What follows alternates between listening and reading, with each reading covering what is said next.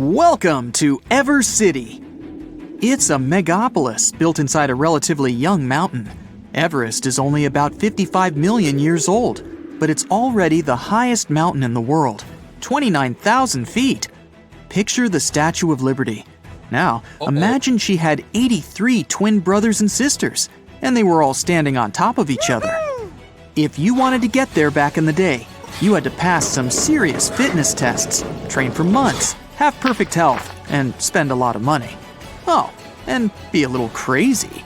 Now that Mount Everest has been turned into a city, though, you don't need any of that stuff. Well, except money. Apartments here don't come cheap. It's easy to navigate around Ever City. The whole thing's basically 6 circles. It looks like a finger with 6 rings on it. The lowest and largest circle is the residential area. The highest and smallest ones near the top is where the richest people live. Below that is the meditation circle. Then a circle for hotels, and 2 circles of pure entertainment. Ever City isn't built like an ordinary city. You won't find tall houses or 6-lane highways here. Almost all buildings are built inside the mountain. At first, people were building ordinary houses, but strong icy winds and avalanches kept knocking them down. Then, engineers decided to build houses inside the mountain. They're connected by underground tunnels. From the inside, the mountain looks like a system of labyrinths. The entrance to Ever City is located at the foot of the mountain. Every day, hundreds of thousands of cars enter and leave the city. There's no factories or power stations inside. Electricity, gas, food, everything comes from the outside world. That's why all the stuff in Ever City's so insanely expensive. People want to keep the mountain covered in snow. That's another reason why there's no factories and stuff. There's almost no heating in the houses. People live here like they do in those ice hotels. But you don't need to go around wearing a bunch of layers. Designers created special thermal pants, socks, and t-shirts that go under your regular clothes. All that, plus jeans and a t-shirt, is totally enough to keep you toasty warm. To keep your face fresh, they've come up with a special cream. It warms and moisturizes your skin, and it's SPF 100, which is about what you'd need if you liked walking around on the top of Everest. Want to stop by a coffee shop, then grab a double bacon cheeseburger and maybe a slice of cheesecake? That'll set you back about $500. A movie ticket costs at least $100, and internet's so expensive, you'd have to pay about $1 just to watch this video. Even so, more and more people are moving to Ever City every year. It's peaceful and quiet. You feel harmony and unity with nature. There's also a world-famous meditation center on its own special circle. People from all over the world come here to get their body and mind back into harmony. But the greatest draw is that you can visit the summit whenever you want, like it's your daily walk in the park. Before Ever City, conquering this mountain was extremely dangerous. There's 3 times less oxygen up there than in almost any other city. If your body doesn't get enough oxygen, you can find yourself in big problems. Climbers used to take oxygen tanks with them, which slowed them down and made everything more complicated. It's hard to get out of the way of an avalanche with huge metal cylinders on your back. Strong winds are a big problem too. At the top, the wind can blow at 100 miles an hour. Try to nail one of those jumping selfies and you'll be blown clean off the mountain. It's so cold that icicles form on your hair and your skin gets covered with a thin crust of ice. And when you're up there, you have a special terrible superpower. A loud scream could cause an avalanche. But now, everything's chill. To get to the top of Everest, you just need to sit in a comfortable snowmobile capsule. It'll protect you from any bad weather or the odd avalanche. If you get covered with too much snow, you just turn on a powerful heater, wait a few for the snow to melt, and continue on your journey. Oxygen cylinders inside the cabin let you breathe normally. The new road to the top is well lit, and there are signs everywhere, so you never get lost. The only problem is traffic. Every day, thousands of people want to visit the highest point on the planet. You might have to wait in line for several hours. But don't worry, all Ever City capsules are equipped with high-speed internet, an 8K screen, and game consoles. And if you get hungry, you can always order food, delivered by the latest AI robot snowmobile. You made it! So quickly find a parking spot, leave your capsule there, and head to the ski lift that'll take you straight to the top. Now, all you have to do is put on an oxygen mask and enjoy the view. While you're up there, you notice an ad inviting you to dine at the highest restaurant in the world, just 100 feet below the summit.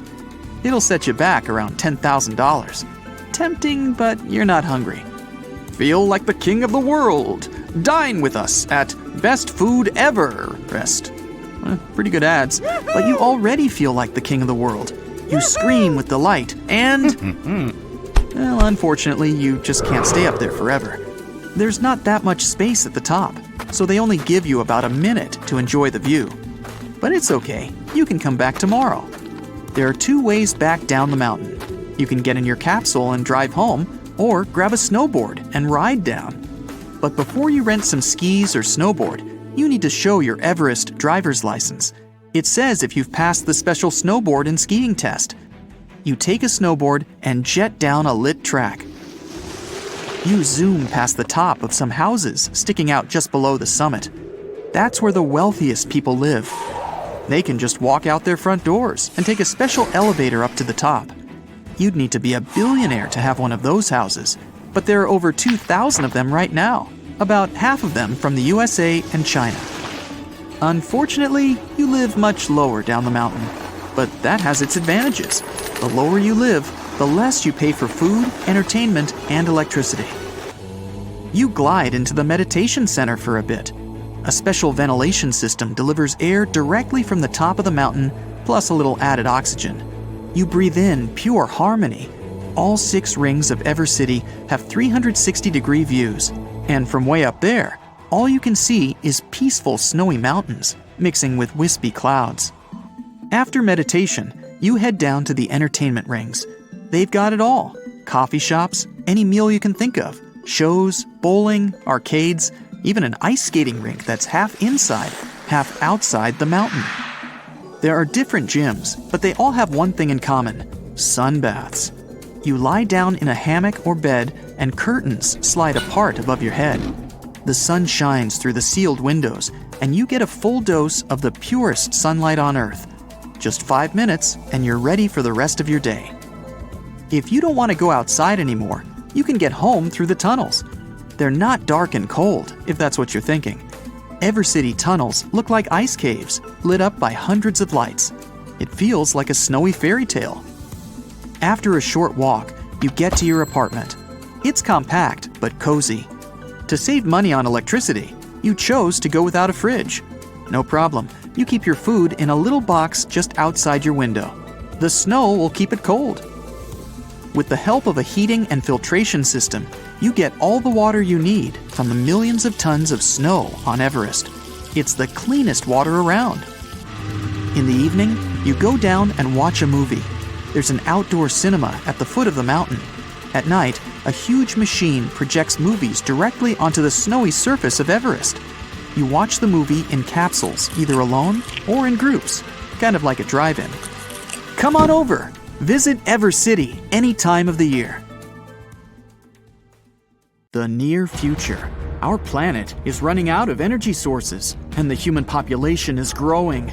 There's less free space on Earth every year.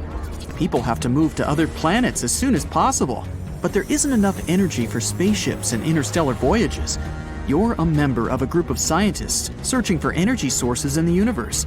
Solar power, windmills, hydro, and thermal power plants. It's not enough. You offer an adventurous but risky idea.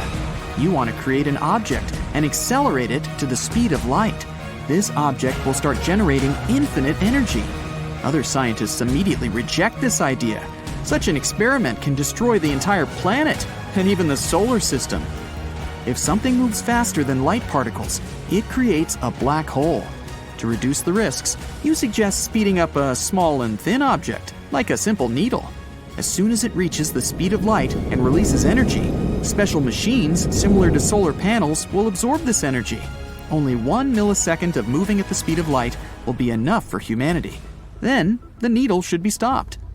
You suggest to slow it down with the help of Mount Everest. You want the needle to smash into it. As soon as you start working on the experiment, you face an unsolvable problem. An ordinary needle, like any other object with mass, can't reach the speed of light. According to the laws of physics, it's impossible. To do this, you need to turn the needle into a beam of photons. The metal of the needle will be erased into dust during acceleration to the speed of light. Earth's atmosphere shows strong resistance to a moving object. So now, you need to create the strongest durable material in the universe. It not only has to withstand the air resistance, but also not be torn apart by the energy growing in it. When any object increases its speed, its energy increases too. You need a lot of money to create such a needle. But before you get it, you have to conduct this experiment in a simulation program to prove you're doing the right thing. This program is a computer hologram of the solar system. The program imitates and visualizes all the laws of physics. You can run your experiment using this model, and if it goes well, you'll get money to implement your plan. So, you create a computer simulation of the needle.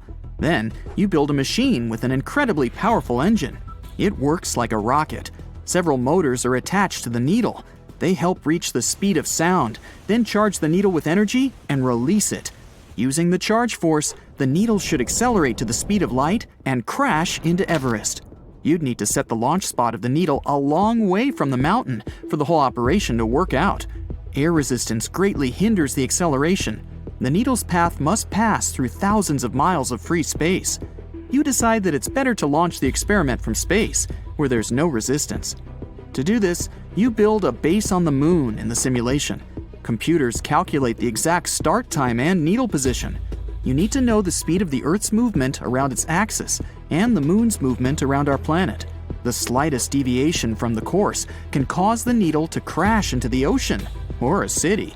If it gets into the water, severe floods and tsunamis will happen all around the world. The computer calculates the ideal moment for the needle to fly. You're ready to start the operation. Scientists and presidents of different countries are watching the simulation.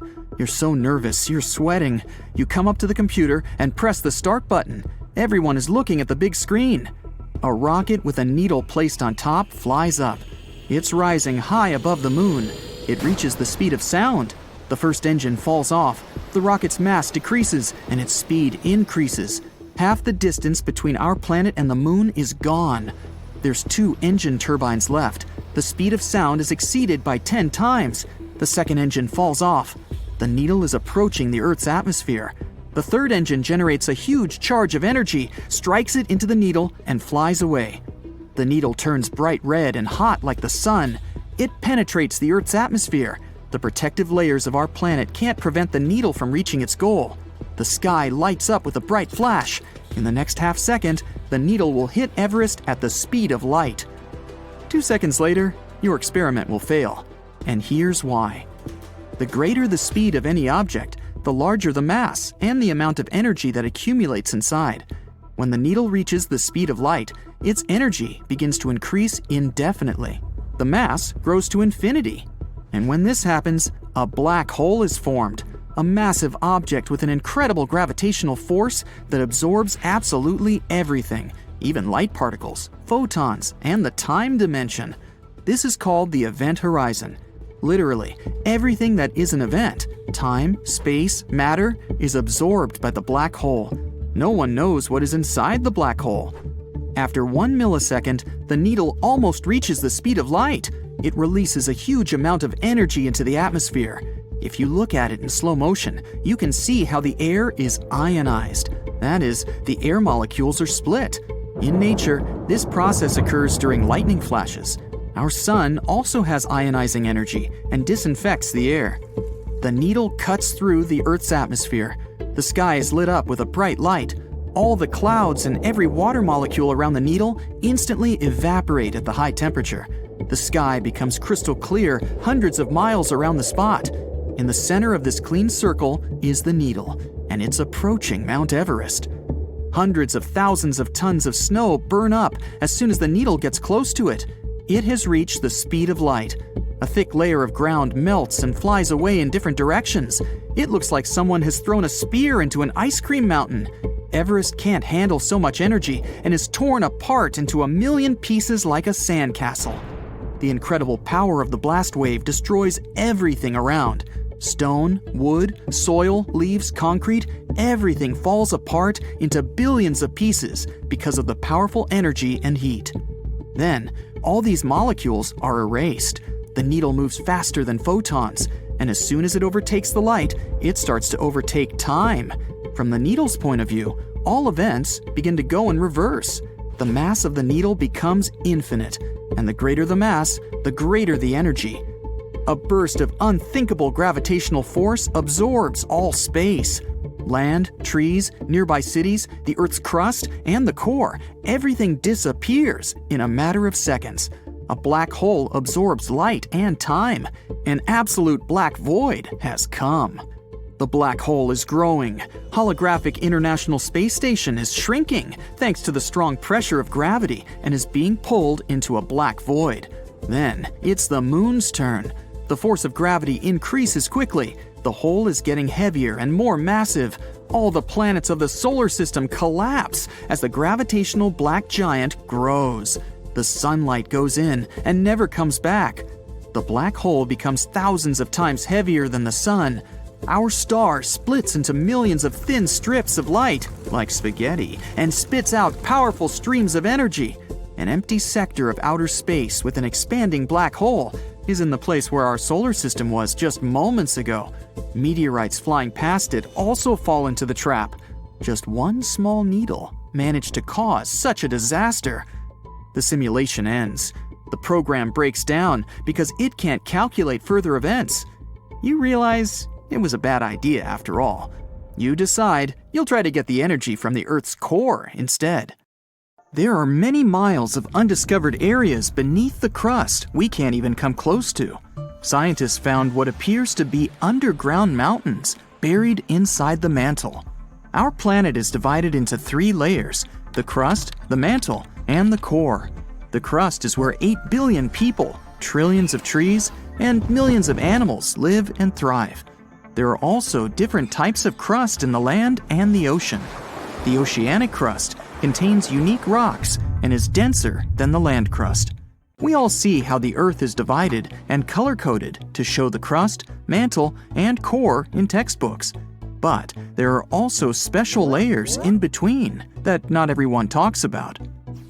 The mantle is divided into the upper and lower part, which is the transition zone. Since the mantle acts as the geological recycling center, the plate tectonics don't only move side to side, but up and down. It's actually why all the volcanoes appeared. The magma spews out to the surface or even underwater, and then sinks back down and repeats. The transitions go down 250 miles and then 410 miles. And in this bottom layer, scientists keep discovering the hidden landscapes. The mountains in the mantle are more rugged and much larger than the ones on the crust. Scientists found a mountain range with peaks higher than Mount Everest. Some of them are as high as 600 miles. When the continents were still landlocked together, there may have been some hidden lands now underwater. Theories suggest that Iceland used to be part of a larger microcontinent, Icelandia, which connected present-day Iceland with Greenland and Scandinavia. The idea digs even deeper to a greater Icelandia, which includes Britain. But after the split, these bigger lands sunk with everything in it. There are also theories about New Zealand being part of Zealandia, a hidden microcontinent within the same region.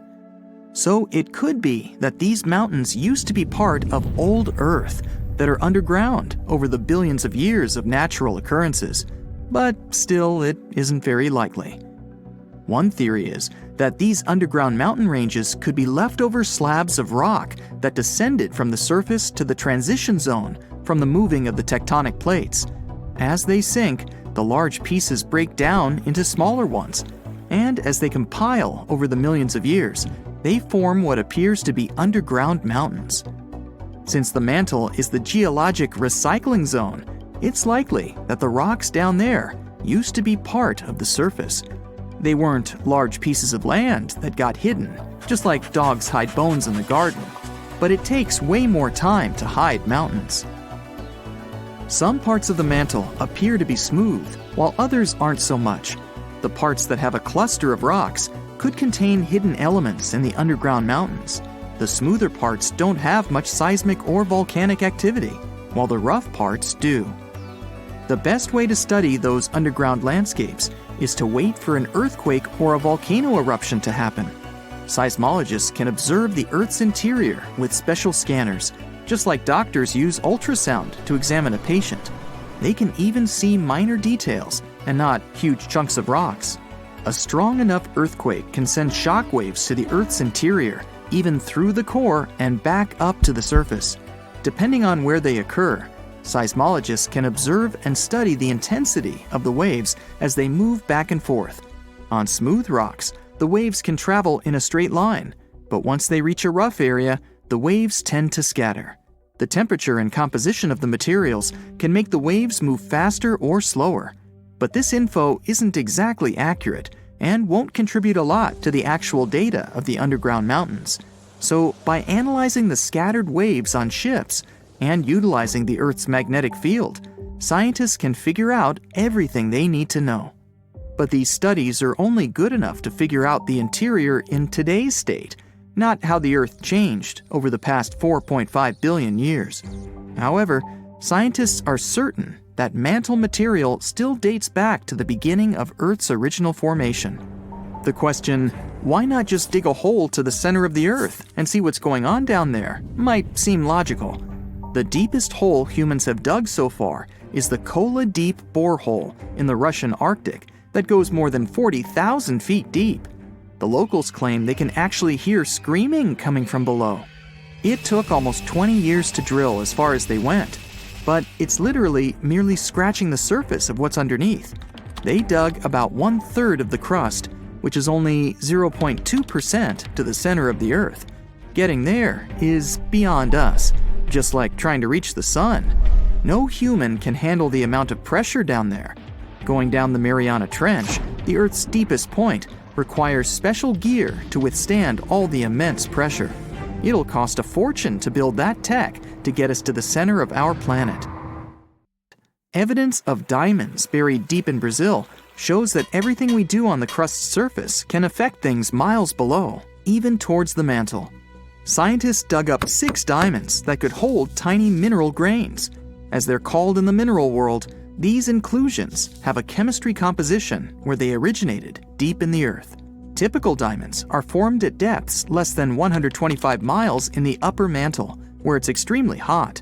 The high pressure and boiling temperature down crystallizes carbon and creates diamonds. But humans can't dig all the way down there. They mine them by detecting where a deep volcanic eruption happened that expelled these diamonds to the surface. These eruptions occurred millions of years ago, when dinosaurs used to rule the Earth. They shot out the diamonds that were in the mantle and are now embedded within the cooled down volcanic material. That's where people mine them. But these special diamonds found in Brazil originated from a much deeper point than usual, which can further help scientists study the depths of the Earth. They can extract these inclusions and analyze them in a lab to tell where exactly these minerals come from. In the lab, scientists study inclusions, each just 15 to 40 microns wide, less than a quarter width of a human hair. They found out that they contained many types of minerals found in volcanic rock on the surface. The carbon composition of the magma from the surface is much different than the ones deep in the Earth. What's crazy is that these diamonds with special inclusions can only be found 435 miles in the lower mantle. With only a few samples of them found, we don't know what else lies beneath us. It's possible that those mountain ranges underground, taller than Mount Everest, can have traces of diamonds all around, which would prompt excavators to dig them up and saturate the market with them. These diamonds are less flawed than the usual ones and might even come in many sizes. It's possible to see diamonds as large as a car or as small as a grain of rice. There might even be new diamonds with different chemical compositions than the ones we find near the surface. The largest diamond in the world is the Cullinan, which can fit in the palm of your hand. It weighs around 1.3 pounds and is 3,100 carats. It was found in 1905 in South Africa. For anything to exist on Earth, you need carbon. In a nutshell, The carbon cycle is when plants and algae release carbon dioxide into the atmosphere or dissolved in water through photosynthesis. It's converted into carbohydrates and stored as fat. Later on, carbon dioxide is released into the atmosphere through breathing, which the plants benefit from, and the cycle goes on. Scientists claim that there might even be a carbon cycle in Earth's interior. The oceanic crust has a lot of carbon sediment that could mix with the upper and lower mantle layer. But there still isn't enough evidence to support this. The deep diamonds might be the key to popping open that theory. Only time will tell. It was 29,002 feet in 1954. 22 years later, it grew by 27 feet. In 1999, the top was 7 feet higher. In 2020, it was 3 feet less than that. What gives? Mount Everest is still the tallest mountain in the world, even though its height is constantly changing. It had been measured for the first time long before anyone even climbed it. In the 19th century, there used to be this thing called a theodolite, the grandfather of mechanisms engineers and land surveyors use today. It measured the angles between two horizontal points. After that, it would go with basic trigonometry to measure where the third point is and how distant it is. That's how mountains are measured. It was complicated because people who measured it had to know where sea level is. Now, there's no sea near the Himalayas, which is why surveyors had to walk all the way from the Bay of Bengal to do the measuring. Others who tried to measure Everest later got similar results, but never the same. Sea level is constantly going up or down because of changes happening on Earth, so it's not easy to be that precise. Mount Everest is part of the Himalayan mountains, and the whole chain is getting taller by around 1/5 of an inch a year. The tectonic collision that created the Himalayas in the first place started 50 million years ago, and it's still going on. That causes growth, but also brings earthquakes that are in charge of reducing its height. So the information from older geography books may not be accurate these days. Mount Everest is the tallest mountain, but only compared to those measured above sea level. There's Mauna Kea volcano in Hawaii, and if you measure from its underwater base, it's 4,000 feet taller than Everest. Antarctica actually has several time zones, 9 of them to be precise. The Great Wall of China. Nope, it can't be seen from space. Sure, sometimes you can identify it when in lower Earth orbit, but at these heights you can see many structures built by civilization. For example, the Great Pyramids of Giza. When on the moon, you can see some green vegetation and a beautiful, mostly white sphere, lots of blue, and patches of yellow. Gulp. Oh no, you swallowed a gum accidentally. No worries, your body won't need 7 years to digest it. It's a myth our parents told us to stop us from swallowing gums. Your body can't digest the ingredients found in gums, so it'll simply move it along. You don't swallow 8 spiders a year while sleeping. Spiders, luckily, don't care about humans, and they don't have any prey or something else that might interest them in your bed. They see you as some kind of a big rock. The air coming from your mouth is creating vibrations that will stop them from trying to get into your mouth. A popular story that famous physicist Albert Einstein failed math in school isn't exactly true. He failed in botany, zoology, and language sections at an entrance exam to a school in Zurich. He was always great at math. Boy, I sure wasn't. It never added up for me. Humans and dinosaurs never really coexisted. They missed each other by over 60 million years. Oil won't prevent pasta from sticking. If you like adding oil, feel free to, but it will only make pasta greasier. Stir it to stop it from clumping. You only use 10% of your brain, or not. You never use 100% of your brain all at once, but you use every region almost every day. Your brain needs to work at full capacity all the time because that's something that keeps you alive. Bananas don't grow on trees. They are big herbs that resemble trees. Pineapples grow from the center of a leafy plant that's on the ground. Goldfish may not be the smartest animal ever, but their memory is longer than 3 seconds. It's up to 3 months, which isn't a lot, but enough for it to remember your 3 wishes. Shaving won't thicken your hair. It'll grow the same as it was. You may only think it's darker or coarser because the hair will grow back with a blunt tip. Coffee lovers, don't worry. Caffeine won't dehydrate you. It does have a diuretic effect, but still, the amount of water in your coffee has the opposite effect, so you're good. You won't damage your eyes if you're too close to the TV screen. That blue light coming from it causes strain in your eyes, but it's a temporary condition. Dogs see more than black and white. They can't see the full color spectrum as humans do, but the world is not a couple of shades of gray for them. They have around 20 to 40% of visual acuity humans have, so distant things may be pretty blurry for pups. But they see better in dimmer light and can detect motions or any kind of movements way better than you do, especially when the delivery guy is approaching the front door. Bees aren't only attracted to yellow out of all shades, they also see colors a little bit different than humans. They recognize only lighter ones, such as green or yellow. All darker colors look black to them. That's why they're more likely to go for flowers with light colors and clothes of the same tones. If you're wearing a green t-shirt, you might look like a flower to them. Almost all creatures on Earth have a limited lifespan. One species of jellyfish is immortal. It matures, but at one point it simply reverts back to the juvenile polyp stage. That cycle of phases is endless. There are many types of berries, but a strawberry is not one of them. Scientists define berry as a plant with 3 distinct layers.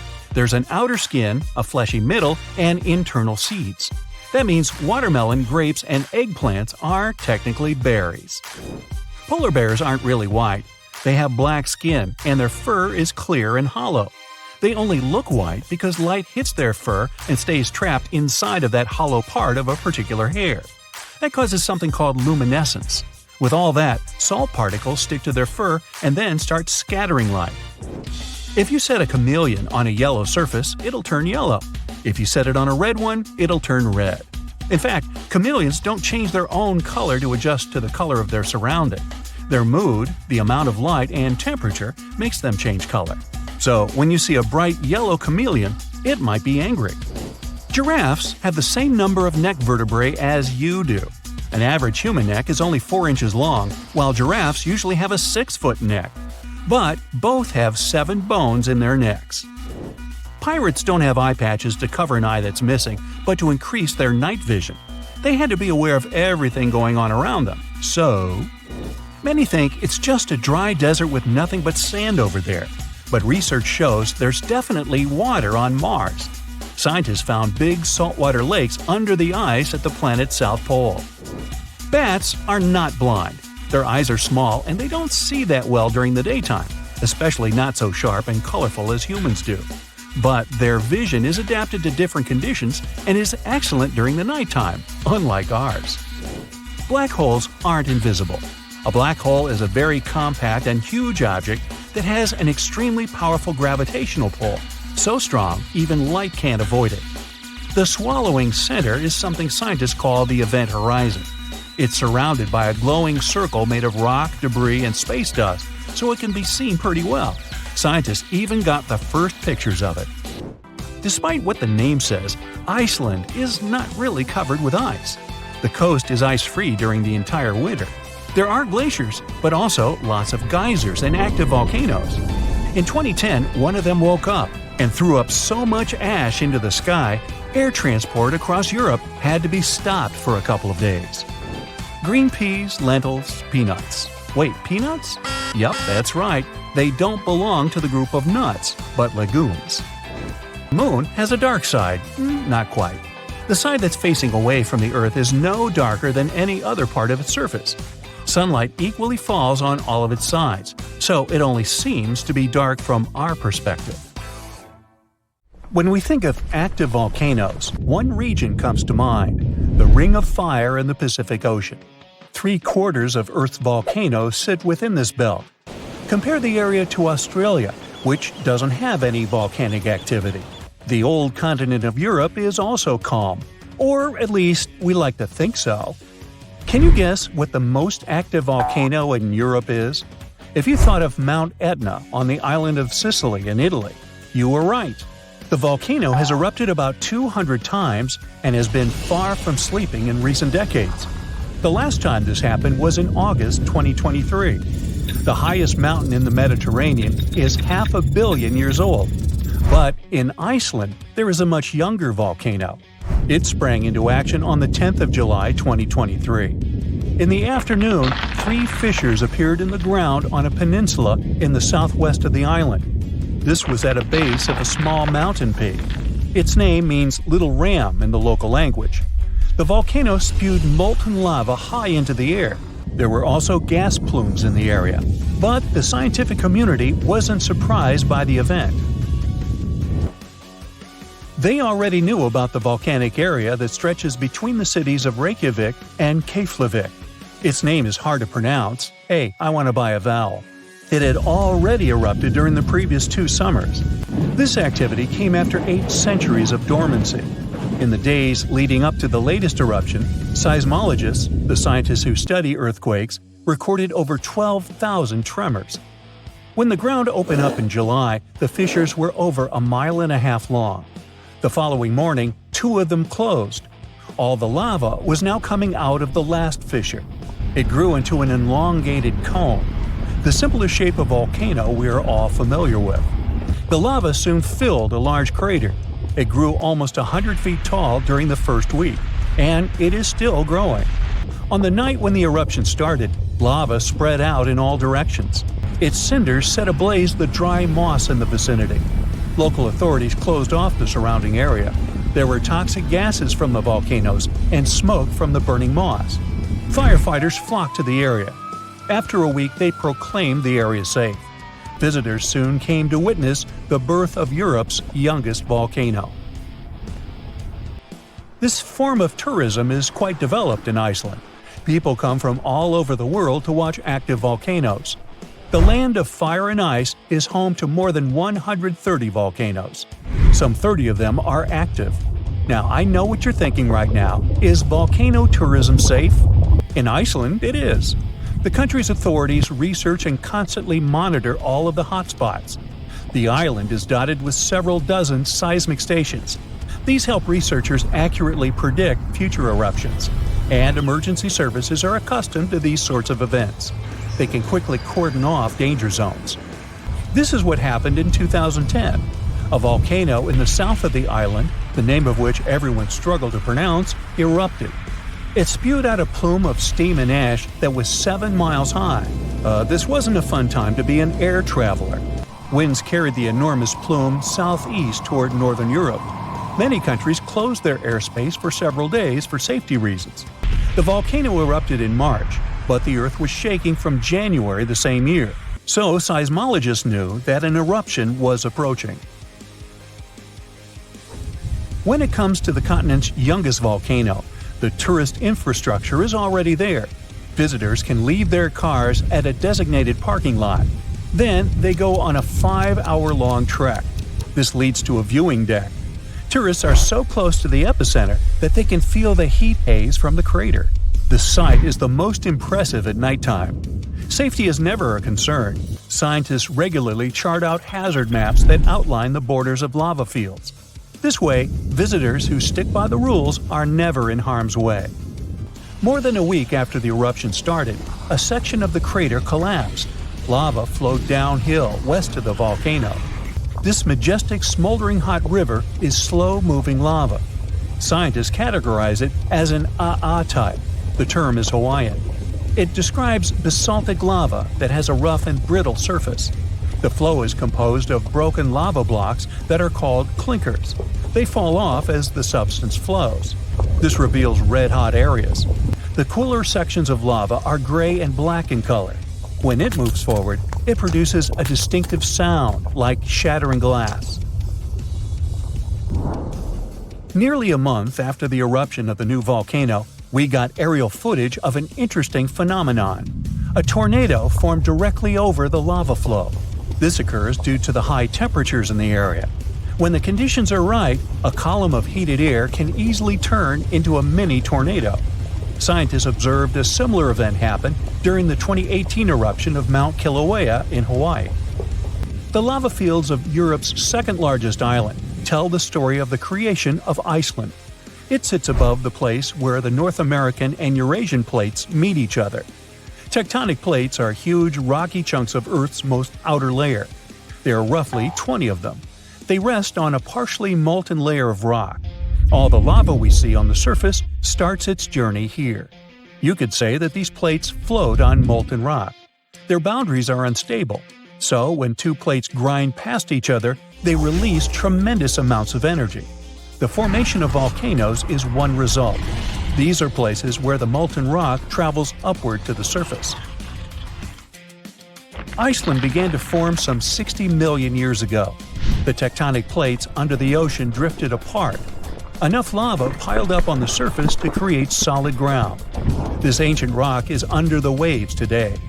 As new lava reaches the surface and cools down, it pushes the old rock away from the center of the island.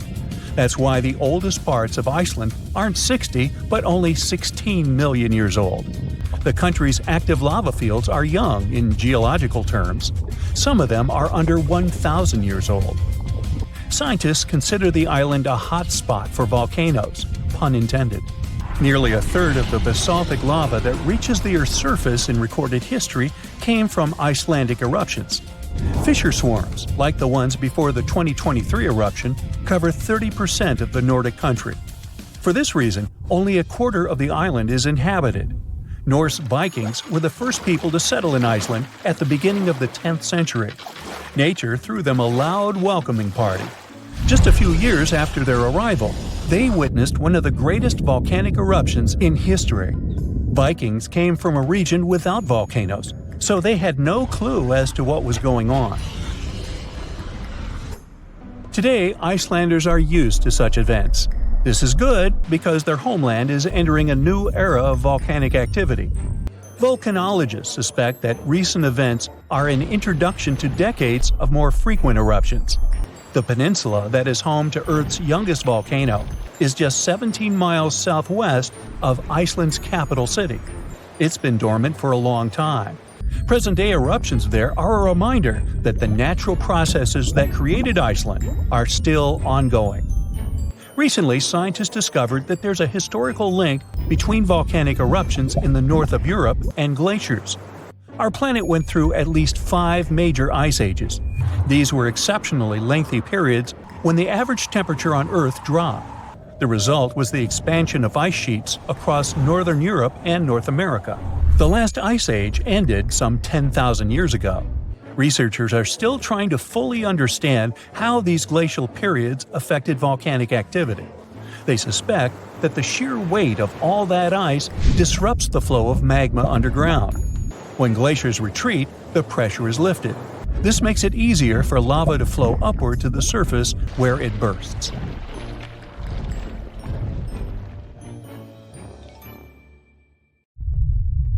Whoa! Earth's surface is shaking. Long cracks split the ground open. Lava rivers are rapidly flowing down the slopes. Deafening noise is filling the air. Rocks and other debris are flying high up. Clouds of volcanic gas and ash cover the sky.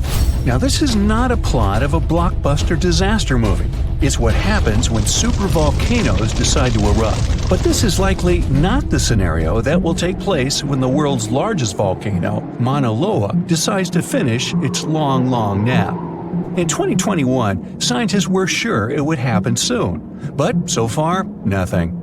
The volcano's seismicity keeps increasing and then going back to normal. But you never know when this giant will finally come back to life. That's why experts have been monitoring geological activity on Hawaii's largest island for quite some time. The Big Island of Hawaii is made up of 5 volcanoes, including the most active on the planet, Kilauea, and the largest, Mauna Loa. This gigantic thing makes up almost half the landmass of the island.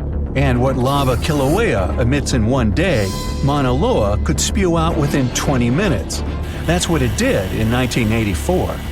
While Mauna Loa's smaller sibling has been throwing tantrums for a while, the giant has been slumbering ever since its last eruption.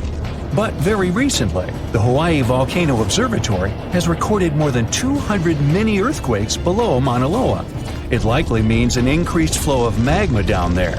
Good morning! The volcano might be waking up, or not. If Mauna Loa did suddenly erupt, lava flows could reach the ocean and the most populated and touristy places, like Captain Cook, very quickly, in a matter of hours. In 1984, the last time the volcano erupted, lava got as far as the outskirts of Hilo on the other side of the island. That's where a campus of the University of Hawaii is found. Luckily, people had a few weeks' warning to get ready for the disaster. These days, locals have special go bags ready with the most important stuff, including documents and money. Such precautions can come in handy in case of an emergency evacuation.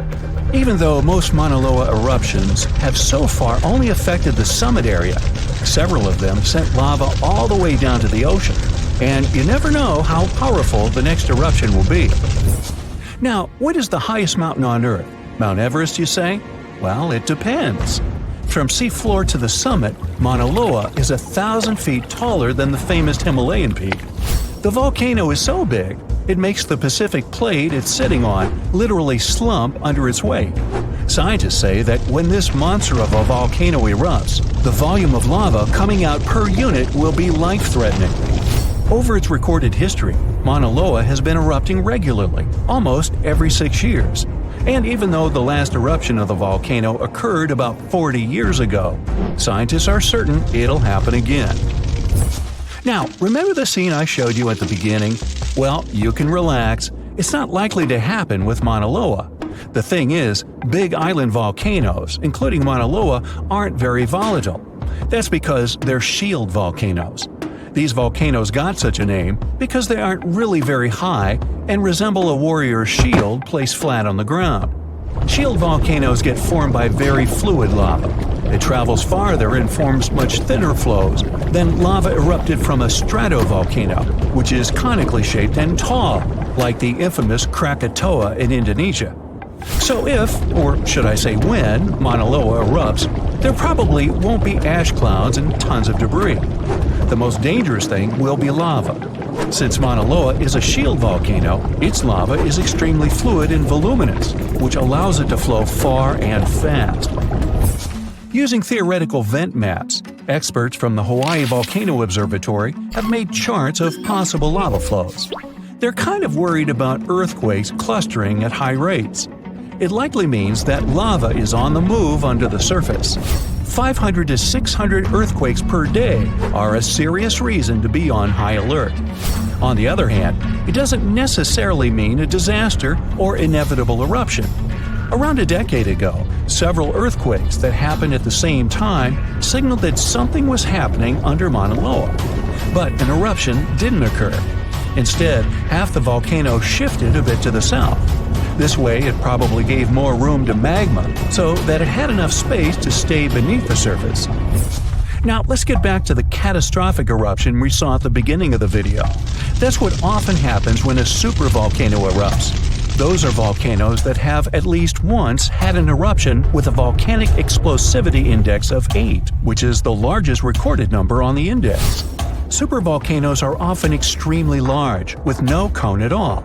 That's because they're typically the remains of gigantic magma chambers that once flared up, leaving behind a caldera. They're usually found over hot spots. Supervolcanoes can produce super eruptions, and when they do, they blow more than 240 cubic miles of ash, molten rock, and hot gases up into the air. In other words, 4 super eruptions could fill the Grand Canyon to the brim. Supervolcanoes get formed when gigantic volumes of scorching hot magma are trying to escape from deep underground. This magma rises close to the surface but can't break through Earth's crust. That's why a huge pressurized pool of bubbling magma gathers at a depth of only several miles. The pressure keeps growing because more magma is trying to get to the surface until, bam, a super eruption occurs. The most recent super eruption happened in New Zealand. Well, when I say recent, I mean around 26,500 years ago. Nah, I wasn't around then. That's when a supervolcano beneath the surface of Lake Tahoe spewed into the air more than 300 cubic miles of ash and pumice. Imagine 500,000 Great Pyramids of Giza flying up at the same time. That's how incredibly powerful that eruption was. But the most exciting and confusing thing about the eruption was that the Tahoe volcano simply didn't go off like many others. At first, everything was going as usual. More than 200 square miles of magma had built up under the surface, and the pressure was getting higher and higher. But after the rock cracked and the first part of lava rushed out of the crater, something went wrong. and the supervolcano took a break. Only several months later, the disastrous eruption shook the ground, and thousands of tons of lava, rocks, and ash flew high into the atmosphere. But the age of supervolcanoes isn't over. The most infamous of them all is probably the one in Yellowstone National Park. This giant handles at least 3 mega-powerful eruptions, and who knows how many smaller ones. If this monster erupted anywhere as strongly as it did 2.1 million years ago, it would spit out more than 588 cubic miles of red-hot material.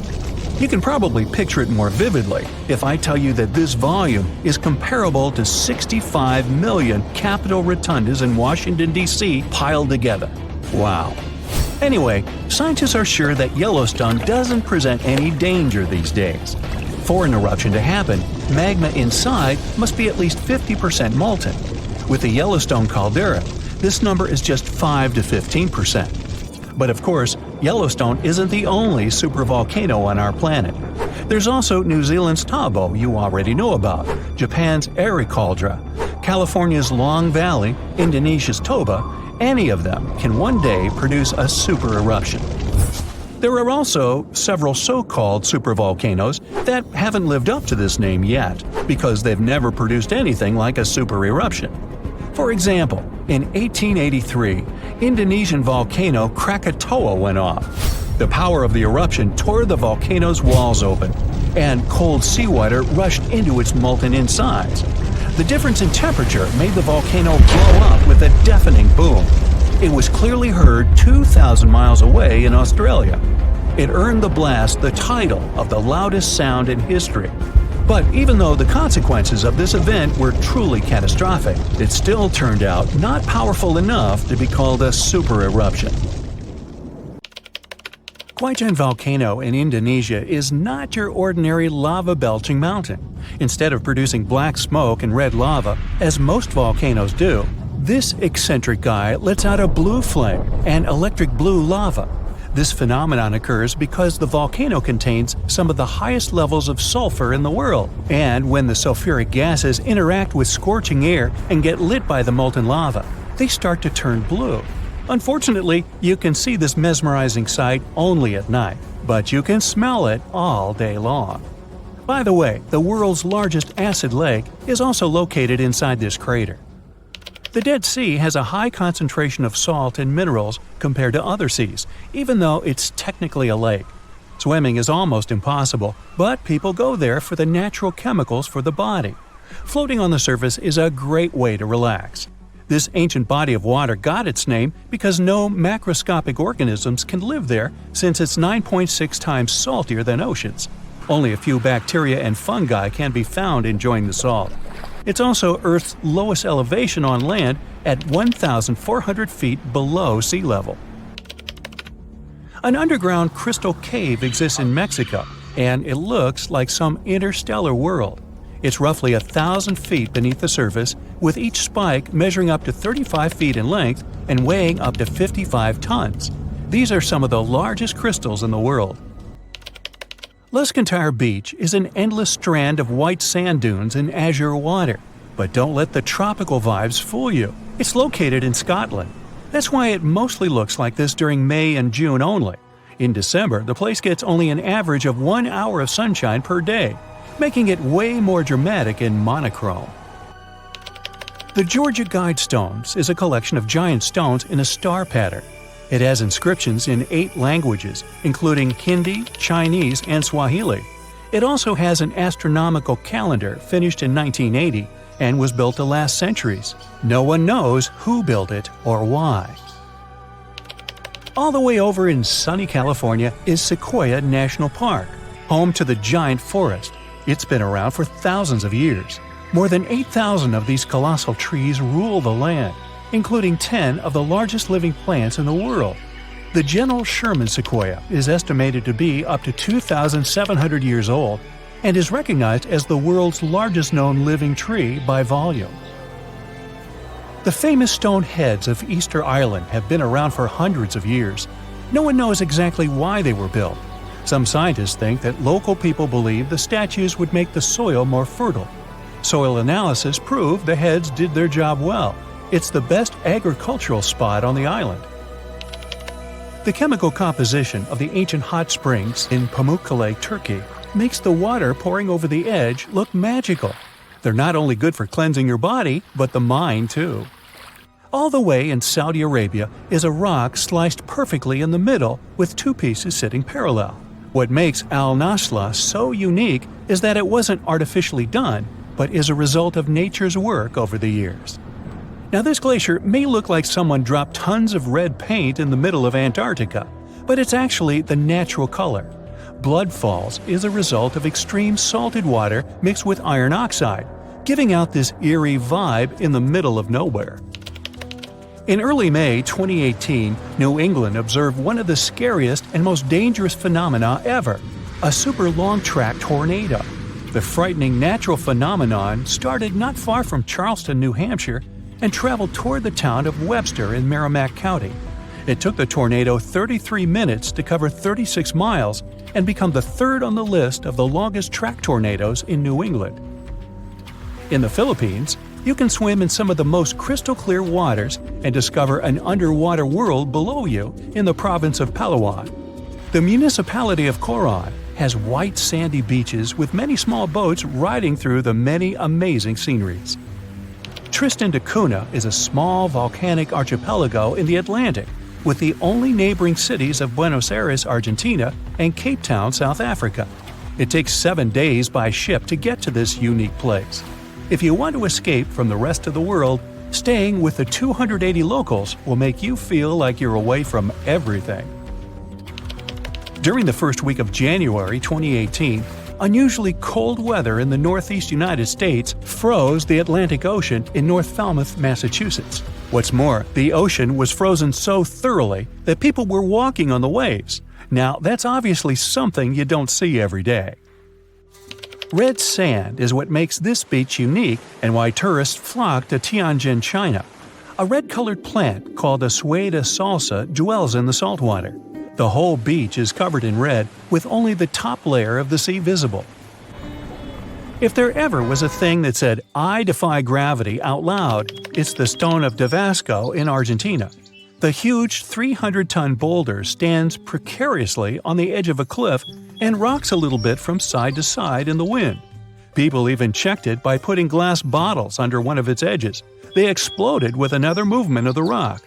Unfortunately today, you can't see this wonder of nature as it was a century ago. In 1912, the boulder suddenly dropped from its perch, which it had occupied for literally hundreds of years. The people of the nearby town of Tandil were so sad about this event that 95 years later, in 2007, they decided to restore the stone. They made a plastic replica of the rock and put it on the same spot and even in the same position. So, even today, coming by Tandil, you can see its famous balancing boulder. More of a symbol now, of course, because it's no longer rocking and only weighs 9 tons, but instantly recognizable nonetheless. Socotra is an alien-like island off the coast of Yemen in the Indian Ocean with one of the most unique trees ever seen. It's called the dragon tree, and it can only be found on this amazing island. In 2008, it was labeled as a World Heritage Site. If you ever see a tight burning column of air, don't panic, it's not the end of the world. The creepy combination of whirlwind sounds and scorching inferno means that you have crossed paths with a fire tornado, also known as fire twister or fire whirl. This dangerous phenomenon occurs mostly during wildfires. These fires create a big area of super hot air just above the ground. When this scorching air gets mixed with the cooler air higher up, it results in a whirlwind that churns up burning debris and flames. The most powerful firenadoes can stretch hundreds of feet into the air. The House of Mystery in Gold Hill, Oregon, amazes its visitors with gravity-defying effects. You can't stand straight there, always leaning to the side and having to hold on to something for balance. Balls roll upwards. There's also a broom that stands perfectly still wherever you put it, unlike virtually everything else in the shack. The local Native American tribes called this place the Forbidden Ground, even before the house was built there, and they avoid approaching it. The owners of the shack, though, decided to turn it into an attraction, and they succeeded. They created an atmosphere of mystery around the place and spread the news about it in newspapers and later on the internet, and voila! A perfect anomaly is made. In fact, it's no more than a curiosity, a human-made optical illusion that tricks your eyes and other senses. Now, if you travel to the Philippines, Indonesia, or Papua New Guinea, you'll have a chance to see some of the most unusual and cheerful trees in the world. The trunk of the rainbow eucalyptus looks as if it had been painted orange, green, red, purple, yellow, brown, blue, hey, you name it. Some trees are so bright that they seem artificial. The rainbow eucalyptus regularly sheds strips of bark, which reveals a bright green layer underneath. A bit later, this green layer gradually changes its color, and since the shedding happens at a different time in different places on the trunk, the tree starts to look multicolored and very attractive. Yemen is home to the oldest skyscrapers in the world and the oldest metropolis. The ancient city of Shabam is considered to be the Manhattan of the desert, due to the collection of mud buildings popping out of the desert floor. It used to be a caravan stop during ancient times. Fraser Island sits off the coast of sunny Queensland, Australia. But don't fall for its beauty. It's home to the most dangerous beach in the world. There's nowhere on the island to seek medical attention. If you do run into danger, you're on your own. Dingo attacks are super common here. If you don't know what a dingo is, it looks like an adorable dog. But beware, this wild breed is extremely dangerous. And the dingo's gnashing teeth aren't the only thing to be scared of. The seas around the island are swimming with great white sharks. There's jellyfish in the water too. Fraser Island is home to some of the world's most dangerous kinds, including the Portuguese bluebottle. One sting from its venomous tentacle is enough to take down an adult human. Even if you manage to avoid the creatures on the island, the sea itself is perilous. The waters are incredibly rough and have powerful riptides. These are strong currents that will pull you away from the shore. And remember, there are no lifeguards to come to your rescue if you get in trouble. Even the sand is dangerous. Car rollovers in the thick dunes happen all the time. It's definitely best to swap your car for a dune buggy. Travelers also often drive down the dunes straight into the lakes below, but the lakes are incredibly shallow, which is not very safe.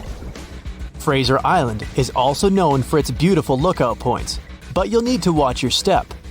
You might feel on top of the world, but stay well away from the edges as jagged rocks and crashing waves line the shore below. There's an island in Brazil known as Snake Island, which is equally dangerous. I wonder what the hazard could be here. It's home to thousands of golden lancehead vipers, which are one of the most venomous snakes on the planet. They grow to over 20 inches long, and their fast-acting venom melts the flesh from around their bites. There are around 4,000 snakes on the tiny 106-acre isle. Snake Island has become so dangerous that the Brazilian authorities had to ban everyone from going there. For years, the only human inhabitants to brave the island were a lighthouse keeper and his family. But local legend says that one night a group of snakes crawled in through a window to attack, and the family was never seen again. Known as the gas mask town, the island of Miyake-jima is not one to visit in a hurry. It's home to a fiery, active volcano that has erupted several times over the past few years. There were several massive eruptions leading to the spread of a highly poisonous gas across the island. Residents are now required to carry gas masks at all times, and a terrifying alarm blares across the island whenever the poison levels get too high. The island is also in the middle of the Devil's Sea. Ships mysteriously vanish in the area, and experts have no idea why. The North Sentinel Island is home to a remote and unwelcoming tribe. They lived alone on the island without any modern technology or contact with the outside world for over 60,000 years. And that's just the way they like it. They've been known to fire arrows at anyone who attempts to enter the island. There are many stories of people visiting the island, and they are never seen again. It's not ghoulish ghosts or slithering snakes that you have to worry about on the Caribbean island of Saba. It's hurricanes. The tiny island has been hit by more severe hurricanes than anywhere in the world over the last 150 years. There have even been 7 tropical cyclones, which is an intense circular storm. The winds in these storms can reach 254 kilometers an hour. Try standing up in that. You'll also struggle to find a pilot who'll even land on the island. It's incredibly dangerous not because of the winds, but because it's home to the shortest runway in the world. It's only 440 yards long. 2 huge rocky ridges surround the runway, so there's no room for mistakes. The Kilauea beaches of Hawaii used to be one of the most dangerous in the world. The Kilauea volcano has been almost consistently erupting for the past 35 years, spewing red-hot lava into the surrounding waters. The water temperatures have even passed boiling point as a result of the lava. Happily, it's no longer active. While the island of Bikini Atoll might sound like the perfect summer vacation destination, it's most certainly not. The problem is that this place has dangerously high radiation levels, and the locals had to leave it. Although the island was declared safe in the 90s, its original inhabitants have refused to return. The lack of fishing in the area has also led to a massive increase in sharks who swim the waters in search of their next meal. Strangely, the corals and reefs are thriving. From the distance, Ramree Island looks idyllic. White sand, swaying palms. But beware. They say thousands of hungry saltwater crocodiles used to lurk there, ready to strike at any time. The exact number of those animals was unknown, and some scientists claim that there are quite a few of them right now. I'd stay well clear of the island though. I don't really feel like becoming crocodile food. Skeleton Coast in Namibia is appropriately named as the harsh landscape and lack of water make life almost impossible. Whale carcasses, turtle shells, and elephant rib cages litter the shore. If that isn't bad enough, lions and hyenas patrol the beach in search of their next meal. The surrounding waters are just as dangerous, as they are home to 11 different species of shark. Many sailors have become lost on this coast and have never been seen again. Cape Tribulation in Australia also lives up to its name as it is packed, full of dangers. Swimmers have to wear special stinger suits because the water is teeming with stinging jellyfish. Saltwater crocodiles also hide in the water, but they don't make a suit to keep you safe from those. It's not just the jellyfish that sting. The area is covered in stinging trees. The trees have jagged leaves that give the crocs' teeth a run for their money. On land, there's angry cassowary birds. There are flightless birds that are the same size as an ostrich. They have sharp talons that can easily slice through skin. The Utterkleiv beach in Norway is one of the best places to see the northern lights, but you'll be lucky if you survive more than one night there. The seas surrounding the island can reach 46 degrees Fahrenheit, and that's just in the summer. It probably feels like swimming in ice cream. For years, Gansby Beach has remained a habitat for the most dangerous creatures on the planet. Sharks are particular fans of its waters, and the coastal stretch is known as the Great White Shark Capital. The sharks are attracted to the 60,000 sea lions that flock to the beach every year. Not just shark food, wild sea lions can be unpredictable and aggressive towards humans. Comoro Islands are the worst vacation destination for those who don't really like mosquitoes. The place is swarming with the little guys. Locals say all the water on the island must be contaminated because of them. So they like to sterilize water before drinking, making ice, and even brushing their teeth. If you're really into coconuts, there's one place you should probably go to grab some. I'm talking Danger Island. Yep, it's the real name of one of the islands in the Chagos archipelago. It shouldn't scare you off though. The major problem it has is parking. I mean, safe anchorage for those who come there.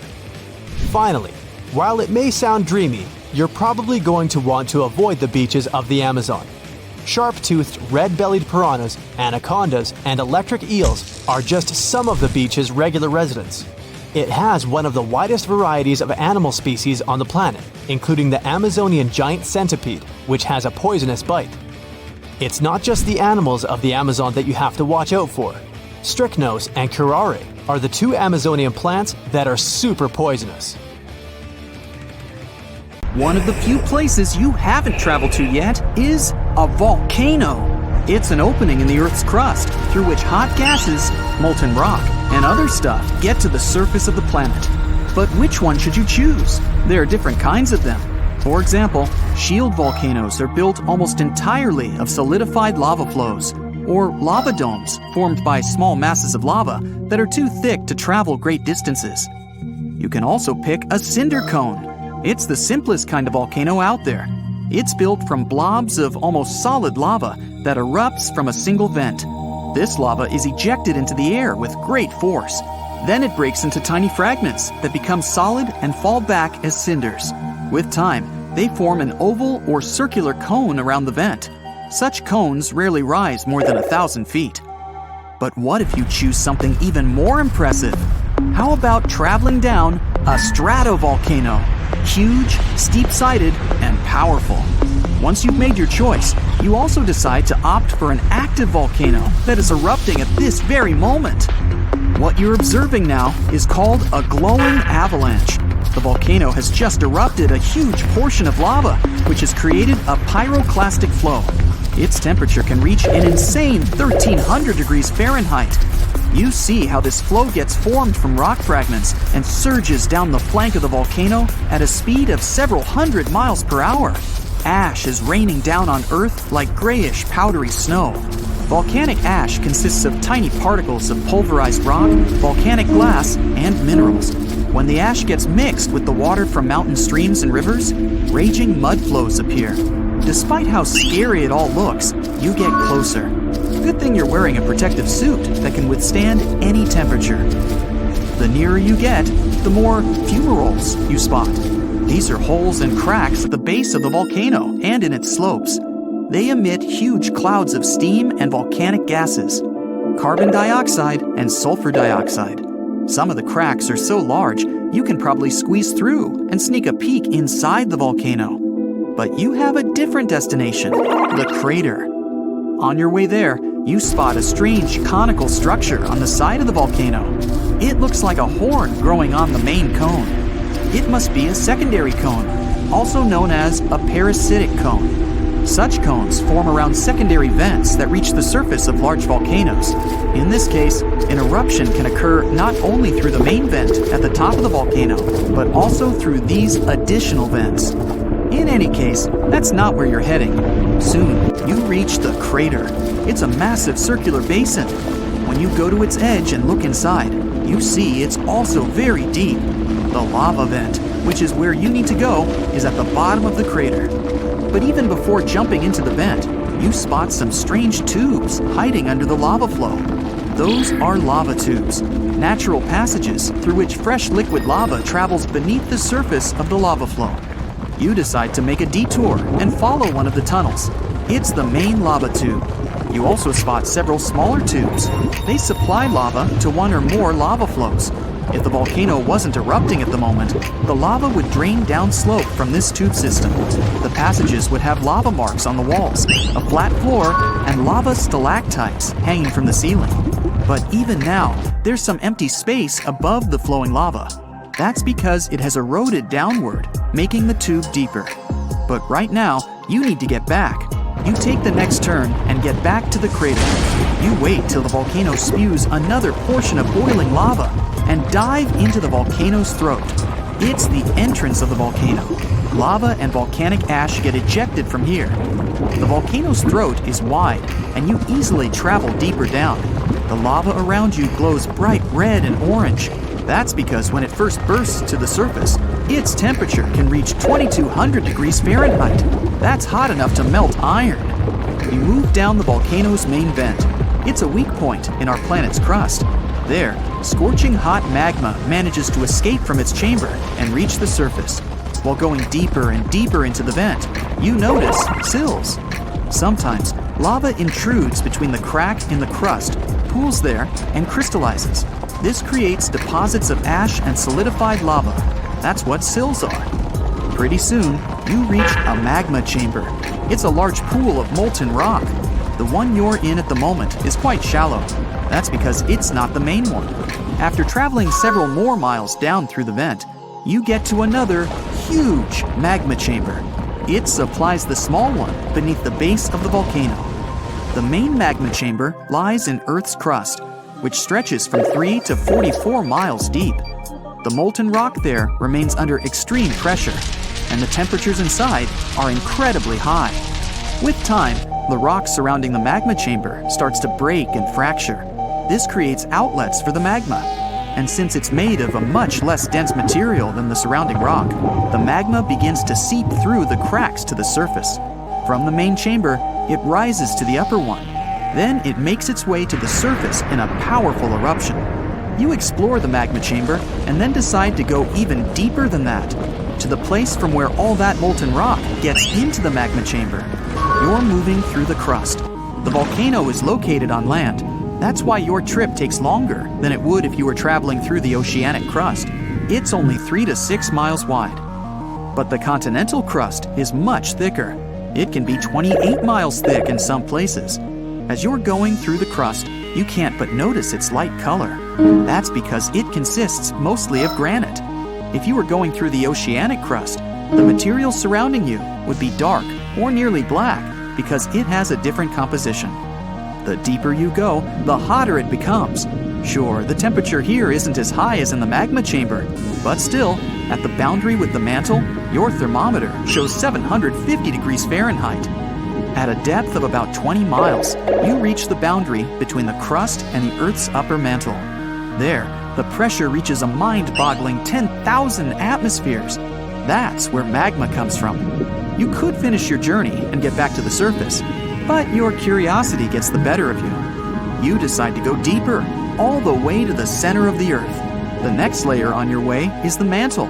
It makes up 2/3 of the Earth's mass and 84% of our planet's volume. It's 1,800 miles thick. The rock closer to the inner part of the mantle is semi-solid, like caramel candy. The upper part of the mantle, as well as the crust, is broken into massive pieces. They look like a colossal jigsaw puzzle. Those are tectonic plates. They drift at a speed of 1 to 2 inches per year. You're moving through the upper mantle and feel the temperatures rising up to 1,600 degrees Fahrenheit. Near the boundary with the core, the temperature is already as high as 7,000 degrees Fahrenheit. The pressure in the lower mantle reaches 240,000 atmospheres. You'd feel the same pressure if 3,300 elephants made a tower on your head. At a depth of about 1,800 miles, you see the boundary between the mantle and the outer core. The insides of the planet around you are heated up to 9,000 degrees Fahrenheit. Such temperature is high enough to keep the outer core liquid. The pressure there is almost 2 million atmospheres, but it's not enough to make the iron that the core is made of solid again. The outer core is 1,500 miles thick. It churns in massive turbulent currents and generates a magnetic field. In the outer core, Earth's magnetic field is 50 times more powerful than at the surface. You are now more than 3,000 miles underground, and you've reached the inner core. It's a solid metal sphere, around 1,500 miles across. The inner core is immensely dense and spins faster than the rest of the planet. The temperature there is as high as on the surface of the sun, 9,800 degrees Fahrenheit. And the pressure inside the inner core is 3 million times greater than on the surface. It took about 500 million years for the inner core to form, which means it's younger than some parts of the crust. Kiev, you've been dreaming of getting here for years. Getting out your trusty camera, you start taking pictures of the cathedrals, aviation museum, and the Dnipro River, when, without warning, there's an enormous boom behind you. Turning around, you see something towering in the distance. It looks like a gigantic explosion. Uh-oh, time to leave fast. In June 2020, what the people of Kiev were looking at was an anvil cloud, a rare storm formation in the sky. Forming when strong air currents carry water vapor upwards, the air expands and spreads out as it hits the bottom of the stratosphere. It pushes the dense cloud into the cool anvil shape you see, and sometimes it even gets to be a mushroom. Anvil clouds produce some of the most dangerous lightning of all storms, one that's called a bolt out of the blue. This lightning strike seems to magically come out of the blue sky with the storm being many miles away. This type of bolt comes from the top of the anvil and can be 10 times more powerful than a typical lightning strike. People got so frightened after witnessing a giant cloud just 60 miles away, thinking something terrible must have happened. The locals had pictures of the large billow on social media before officials could explain what was going on. Authorities managed to calm everyone's fears by informing them it was nothing more than a natural phenomenon, and a beautiful one at that. Before dissipating, these clouds typically stay in one area, regardless of how strong the wind is. Touring around the northern tip of Queensland, Australia, way away from those creepy crawlies, it's time to take a break and relax at the beach. Getting comfortable, you notice a great big shadow passes over you, then another, and yet another. Looking up, this weird weather is simply stunning. The clouds are called morning glory, a very rare type of cloud that almost seems to roll across the sky, looking like a massive tube. These clouds can measure up to 600 miles long, even appearing in large groups as well. This phenomenon is the result of an updraft pushing through the cloud, creating a rolling appearance, while moist cooler air at the back causes them to sink downward. Southern India, between July and September 2001, people witnessed one of the strangest weather phenomenon in recorded history. The rain was red. What many would have thought to be a typical rainstorm left them shocked. The color was bright enough to stain clothes. There were other colors too, such as green, yellow, brown, and even black. In the middle of a monsoon, red rain started to fall, and did so periodically for several weeks. Researchers have found this unusual rain is stained either by dust or algae, so don't try to catch any on your tongue. Scientists aren't entirely sure how the algae got all the way up there. This does make events like this a little unsettling. Like to take a bubble bath to relax after an exhausting day, but taking too long to fill the bathtub? Problem solved. Head to any coastline after a big storm and take a dip. Foamy tides aren't native to any one place or location. They can be formed anywhere in the world. They're most likely to happen along rocky coastlines, like the coast of San Francisco, Northern Ireland, or the Mooloolaba, Australia. Each coast has differing conditions forming the sea foams. If you scoop up seawater into a glass and look at it closely, you'll see it's full of tiny particles. Many things like plants, chemicals, and lots of salt and minerals create the perfect formula for foam. When powerful currents and wind mix it all together, we get something that resembles a cappuccino top floating on top of the water. When freezing temperatures hit orchards in Michigan, all kinds of unusual things happen, like ghost apples. No, they're not going to scare you at all. But if you plan on sneaking away one winter to find one, be warned. Everything has to be perfect for this to occur, and it's going to be freezing cold. This is actually a rare weather phenomenon caused by having the apples freeze where they are, with rain coating the fruit in a thin layer of ice. The apples then thaw and leak out like applesauce, leaving just the beautiful ice shell behind. The Catatumbo River in Venezuela might be the most electric place in the world, with nearly 300 storm days per year. The lightning storms are so consistent, they're predicted for 3 months in advance. During the wet season in October, you might see 30 lightning flashes in a single minute, a truly shocking experience. With each bolt having the energy to power a single light bulb for 6 months, the impressive display could power all of Venezuela forever. At sunset, strong winds flow around the 3 surrounding mountains, forming storm clouds over the water.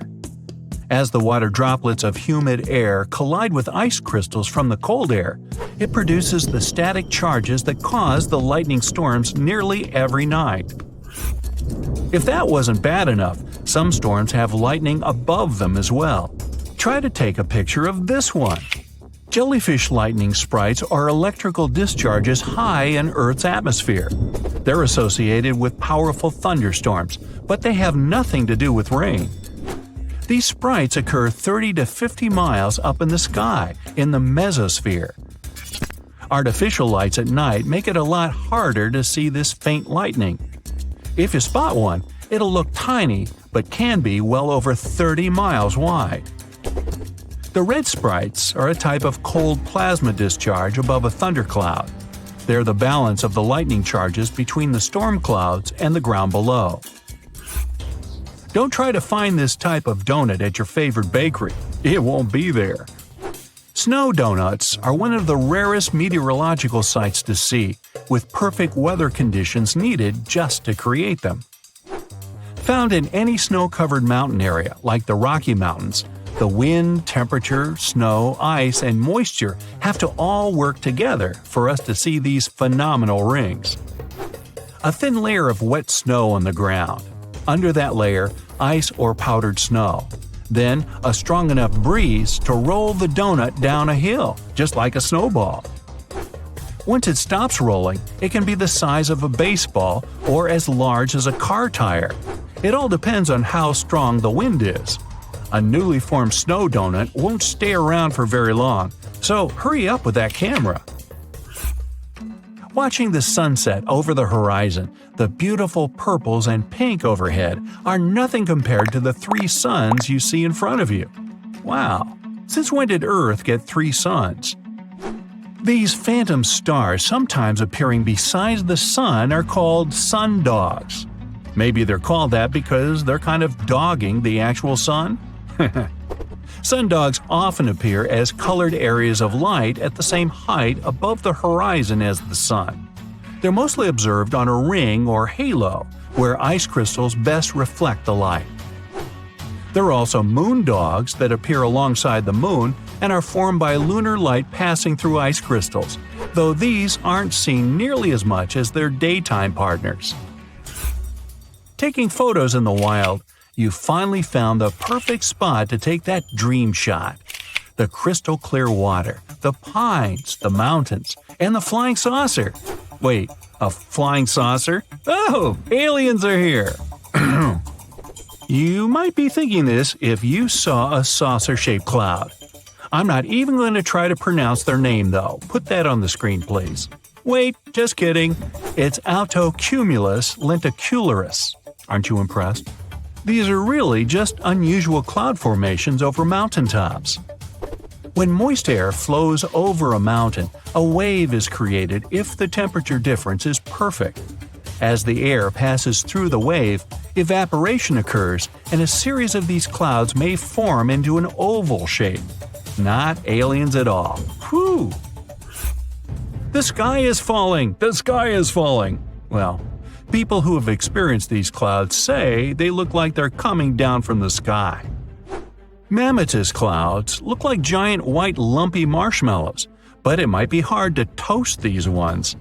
These weird fluffy clouds can extend hundreds of miles in any direction, remaining visible for short periods at the bottom of anvil or other thunderstorm clouds.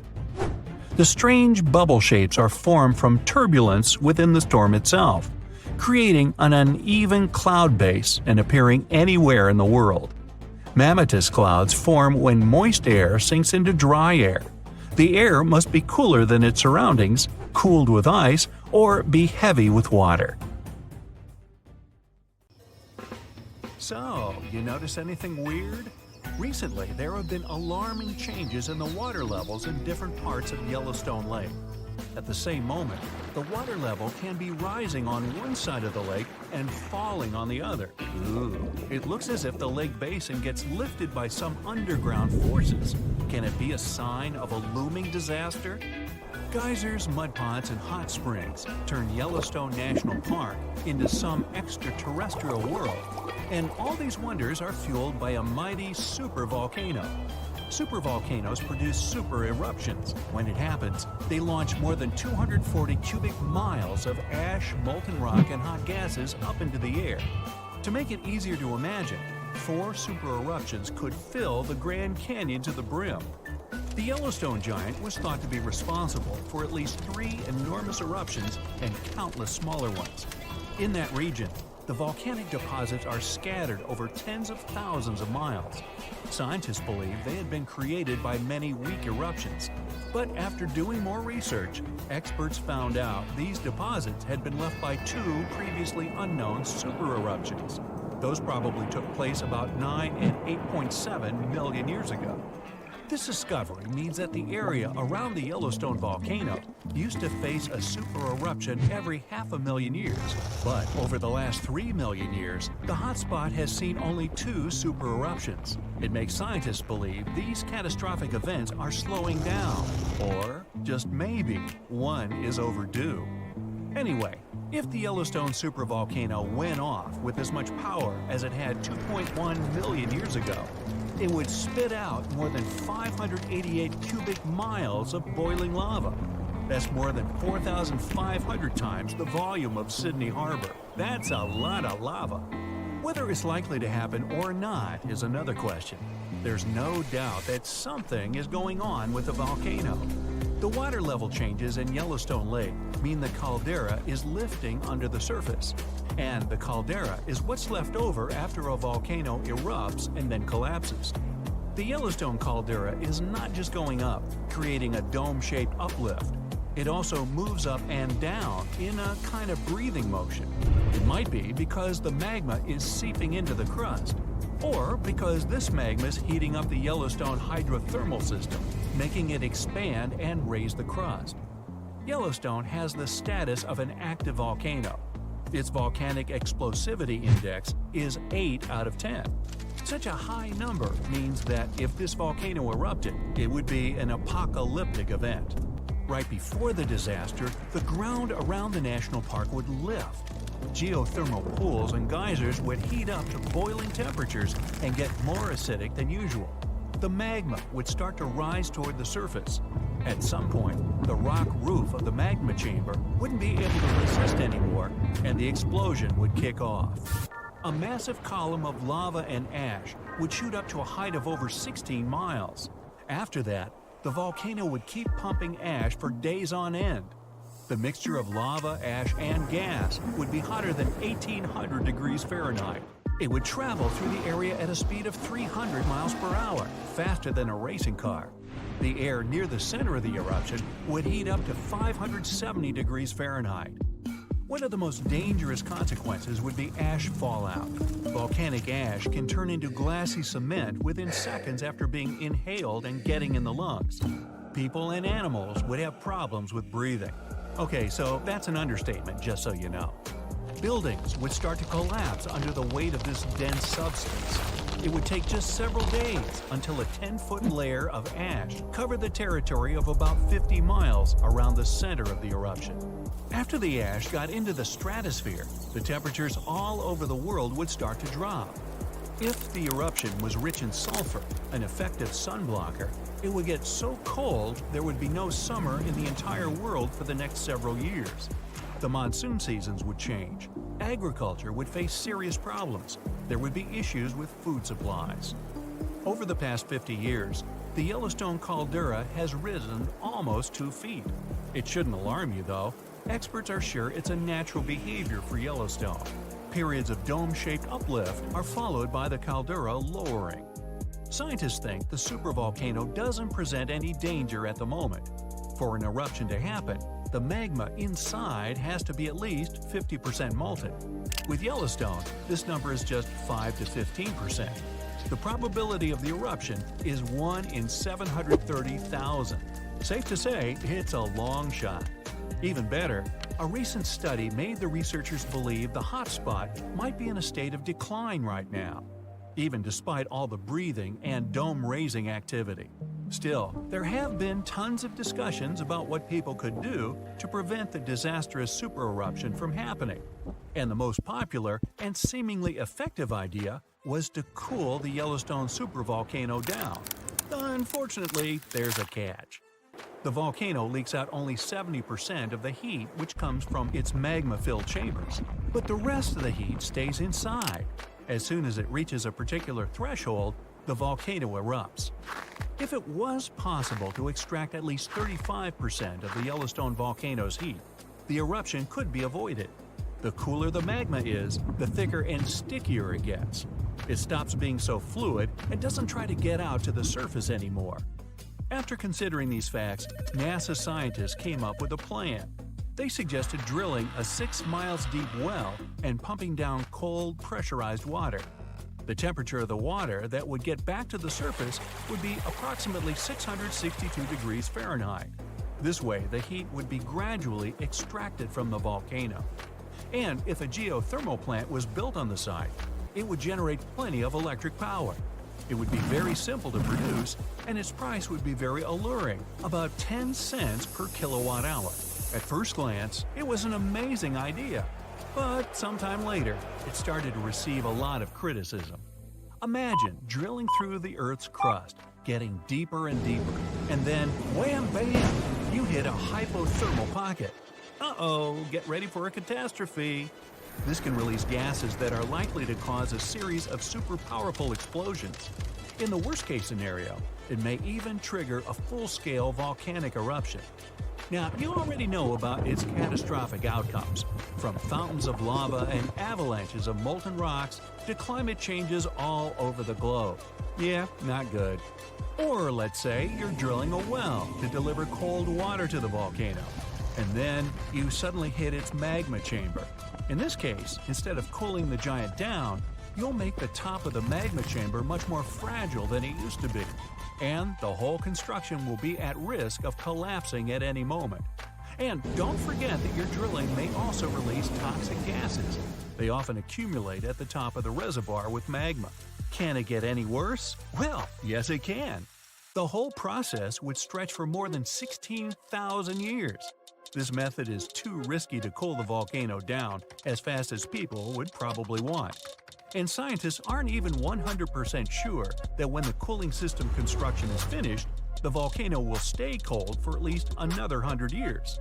And last but not least, the project of making the Yellowstone supervolcano a bit cooler would cost a mind-boggling $3.5 billion. A huge price for something that might not work out altogether.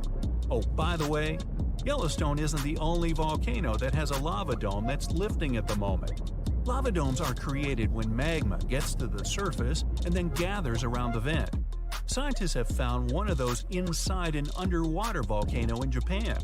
This dome is more than 2,000 feet high and more than 6 miles wide. Even though the Japanese supervolcano seems to be sleeping, experts don't let their guard down. A volcanic system can go from being calm and docile to teetering on the edge of an eruption in the blink of an eye. Another massive dome is growing in the central Andes, on top of the planet's largest active magma store. The Altiplano Puna Plateau, well there's a tongue twister, and where the dome was found, is the second highest plateau in the world, and the dome itself is more than half a mile tall. You might wonder how come experts have known nothing about this enormous uplift until recently. The answer is simple.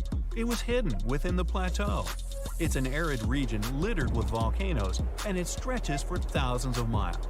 Yep, another case of hiding in plain sight.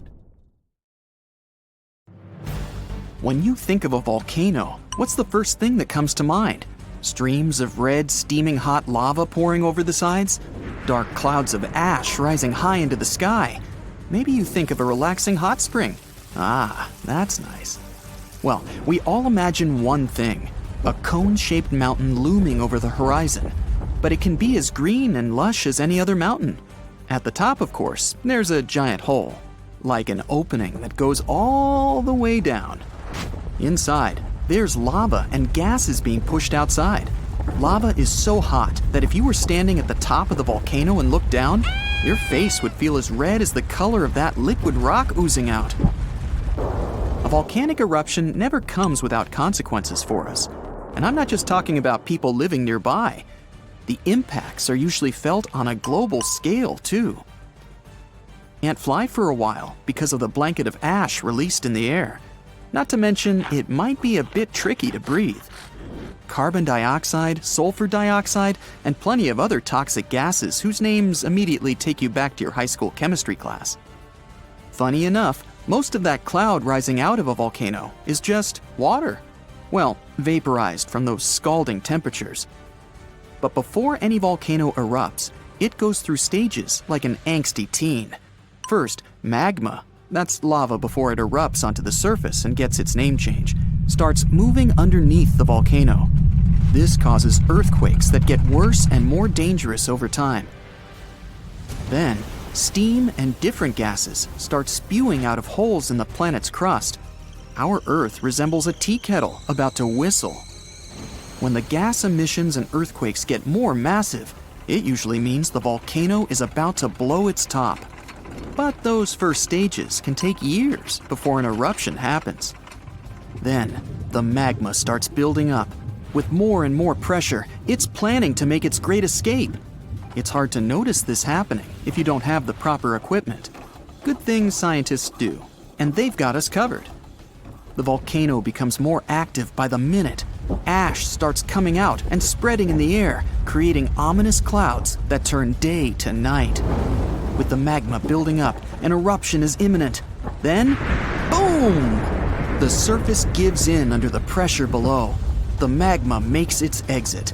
It's now lava, spewing out the top and flowing down the sides of the mountain. None of this sounds very appealing. So, what if it never happened? What if there were never any volcanoes at all? Would Earth still be the same? Not at all. If volcanoes never existed, there wouldn't be an atmosphere. When our planet was still just a young pup, volcanic gases are what created our protective bubble that allows you and me to breathe right now. They also played a big part in shaping the land and oceans. 4 billion years ago, Earth was still forming. It didn't look anything like the pale blue dot we know today. It was red hot, and the water was trapped under the crust. It wasn't until the surface started to cool down and solidify that the water was finally able to escape. Volcanoes acted sort of like a tear in the fabric of our planet. Water vapor would condense in the atmosphere and then fall back down as rain. It rained for so long that the third planet from the sun started turning into the blue ball we're more familiar with. In fact, there's even a theory that all the water on Earth came from volcanoes. And without water, of course, life wouldn't have been able to form. Land formation went through a similar process. You see, our planet was a pretty rough place to be when it was forming. It was a molten surface with fields of lava and constant volcanic eruptions and space rocks always crashing into it, because there was no atmosphere to protect it. When it started cooling down, a good solid surface formed, but the hot material underneath was still boiling and bubbling, and it continued making its way up. The crust would move and form thick layers with the material that was rising up. Over time, these layers became more permanent. Volcanic eruptions were still happening, but the first landmass had finally formed. Okay, we'll take the best part of volcanoes, an atmosphere. So what if they stopped erupting long after we got our protective breathable shield? Still not good. For starters, volcanoes created the most fertile soil. Around Naples, you have the famous Mount Vesuvius. The soil quality there is incredibly rich, and that's thanks to 2 huge volcanic eruptions, one that happened 35,000 years ago and another 12,000 years ago. Sure, these volcanoes caused a lot of short-term damage, but in the long run, these soils were fertilized by them. Now the region grows all kinds of citrus fruits, olives, grapes, cherries, and of course, their staple, tomatoes. There'd be none of that without rich volcanic soil, and Naples is by far not the only example like this. Bacteria, the first living organisms, lived in hot water. Scientists have discovered fossilized microorganisms older than 4 billion years. They thrived in hydrothermal vents. Those are fissures on the sea floor, and they're usually near volcanically active places.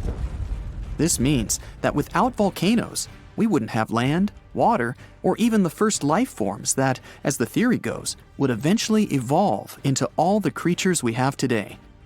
Could life have still developed on Earth without these explosive mountains? Doubtful. Okay, Fair enough, we want our atmosphere and life. So let's say volcanoes stopped erupting today, after we already have all these benefits. Well, we're sort of already there, based on this story. At the start, there was only one continent, Pangaea. It was a supercontinent surrounded by one massive continuous superocean. Volcanic activity by this time had finally calmed down, and this meant all that energy would gather below the Earth's crust. Here's a little diagram. First, we have the Earth's inner core. Then there's the outer core. Next up, we have our convection currents. Magma is next in line. After that, the oceanic crust. And at the very top, we have our ocean and our continental crust. The reason Pangaea eventually broke up into the separate continents we have today is because of plate tectonics. It's not like the crust is all one solid piece. It's broken up into big chunks, or plates, that are always moving. And it's all still moving today. Yes, the land you're standing on right now is sort of surfing on that layer of convection currents. It's a slow process, so it's not like you can feel it. Pangaea didn't break apart all at once. It took tens of millions of years. When the plates move, they cause earthquakes and volcanic activity. They create mountains too. It's good for our planet as well, because the Earth gets to sort of renew its old crust. If there was no volcanic activity now, the pressure underneath the Earth's crust would keep building up. It'd get to a boiling point the continents couldn't handle anymore, and eventually, they'd start splitting into more numerous and smaller masses. Volcanoes are still useful to us till this day. For one, they cool our atmosphere. Their eruptions release sulfur gas. It combines with water in our atmosphere and cools it at its lowest level, which is where we live and breathe. There's also an excellent use for their heat. Geothermal power plants harness the energy coming from deep inside the Earth and turn its heat into steam. We then use that steam and turn it into electricity. This is the case for our friends in New Zealand and Iceland, since they live in places with high underground temperatures. Volcanic material can also be made into blocks for building stuff. It can be grounded down to make cement too. If we want, we can even search volcanoes for precious minerals like gold, copper, and sulfur. And who can forget about hot springs? Tourism to places like Yellowstone and Iceland wouldn't be the same without them. And who doesn't love a nice steamy dip in the ones safe for swimming? Oh yeah. In the end, volcanoes aren't so bad after all. Our beautiful Earth wouldn't be what it is without them. Day 1.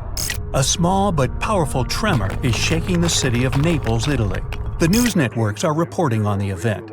The experts believe that Mount Vesuvius, the stratovolcano on the Gulf of Naples, will explode soon. But when? It's erupted many times in the past. In fact, that's how it got its shape. It's made of multiple layers of hardened lava, pumice, and ash. Vesuvius last erupted in 1944. But a major blast happened there nearly 2,000 years ago. It buried the Roman towns of Pompeii and Herculaneum and decimated the surrounding areas. Today, 3 million people live less than 20 miles from the volcano, and 600,000 live in the danger zone. Large eruptions happen every few thousand years, usually after long periods of calm. And the trouble is, Vesuvius is long overdue for its next one. This time, though, the volcano is being watched by the Vesuvius Observatory. It has seismic stations, special GPS arrays, and satellite-based radar to help it measure ground movement. They also have special equipment to test the chemicals found in the gases coming from the volcano. All of this helps the experts work out whether it's about to go off. But will it? Right now, the magma is more than 6 miles from the surface. Things seemed safe yesterday, but now they're about to take a turn for the worse.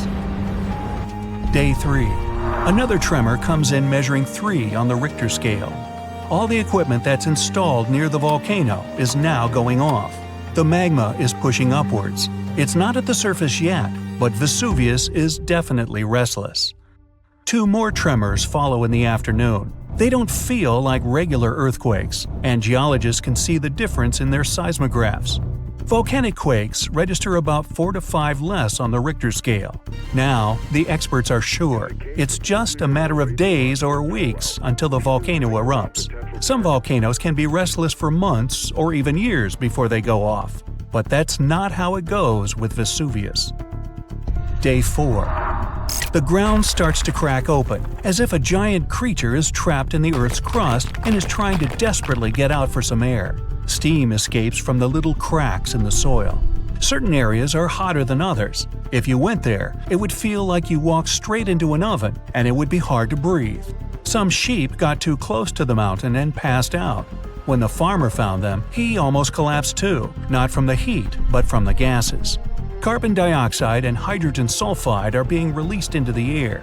The entire area around the volcano smells like rotten eggs, and many of the forest animals are now staying clear. The nearby trees have been absorbing these gases from the soil for days on end now, and they're starting to turn brown.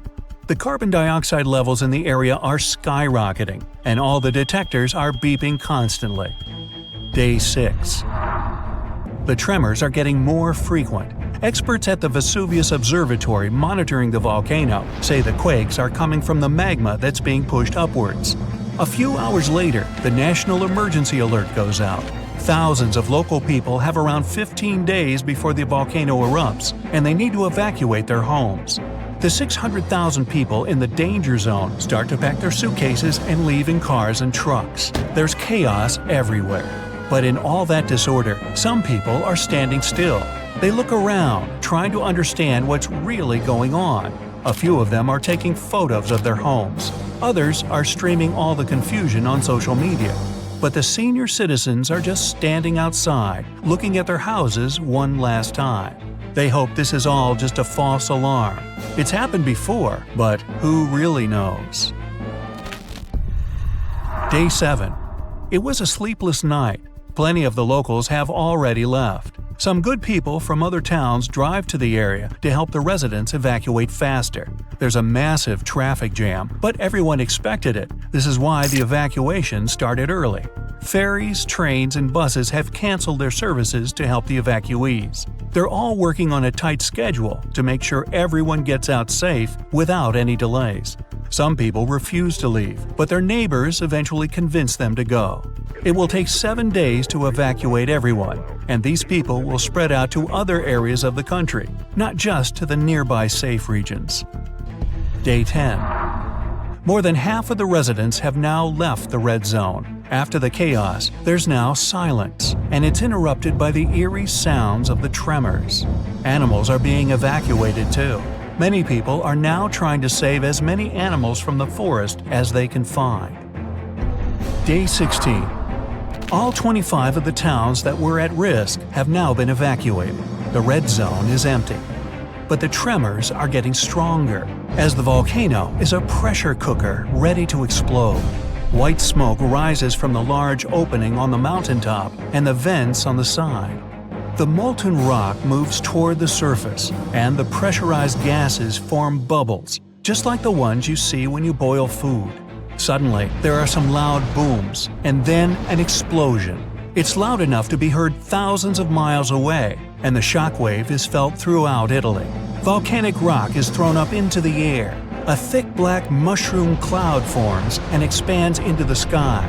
The birds abandon their nests and fly away in huge flocks. The red-hot lava is now spewing out of the volcano like a fountain. As it flows downward, it obliterates everything in its path. Then there's a volcanic landslide. Part of the cone-shaped mountain falls off, and millions of tons of soil and rock break loose from the volcano's side and tumble down. The lava spreads on the slopes, and it slowly slides down into the forest and the farmlands. The plume of ash, pumice, and other kinds of rock has risen so high into the sky that people can see it from Rome. Then the tower of debris starts falling back to Earth. First comes the ash, then chunks of rock. The ash in the atmosphere is so dense that it's hard to breathe. The lava slowly spreads across the area and pulls down all the trees. All the nearby towns are shrouded in darkness and smoke. Buildings collapse, and all around there's a mixture of heated, poisonous gas and rock moving faster than a car. Other rocks and more volcanic ash fall miles away from the volcano, hitting cars and destroying roofs. The sky is completely black as the lava keeps on coming. Slowly, all the nearby towns are submerged beneath the molten rock. Some of the lava even reaches the sea. Gigantic white steam covers the shore where it falls in, and the magma turns black. Now, a weird neon blue fire appears on the slopes of Vesuvius.